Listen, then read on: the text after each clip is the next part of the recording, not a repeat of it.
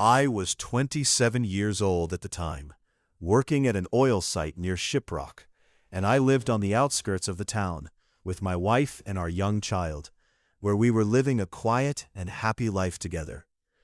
The area was extremely silent, with only a few houses scattered far apart and nothing but endless desert surrounding us. But it never really bothered us, because I would come home from work every day and spend time with my family, taking care of them and enjoying the peaceful life we had built there. It was around 4 a.m. when I was driving along U.S. Route 491 in Arizona. I usually never travel that road at night, but that day I had no choice because I got off work late. I was moving slowly through the road since there was a light early morning fog covering everything. I had only driven a little further when I suddenly noticed something ahead in the mist. It looked like a deer standing in the middle of the road, but it was nothing like a normal deer. It was massive, almost the size of an elephant, and one of its horns was broken.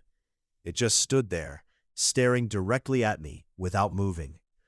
A wave of fear hit me instantly, and without thinking, I quickly put the car in reverse and started speeding back the way I came. As I looked into the rearview mirror, I could clearly see that the giant deer had started moving toward me, and it was getting closer fast. Somehow, I managed to escape and leave it behind, but what happened that night was truly terrifying. But the fear I felt when I saw that giant deer staring at me from a distance never really left my mind.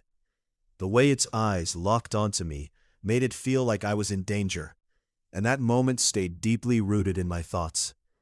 After that experience, I made a decision that I would never travel through that area at night again. When I reached home the next day, I didn't tell anyone what had actually happened.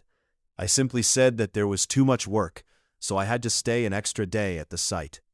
I didn't want my family to get scared or start worrying about things that might not even happen again.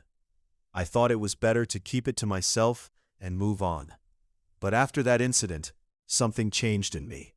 I became more protective of my family and started being more careful in general.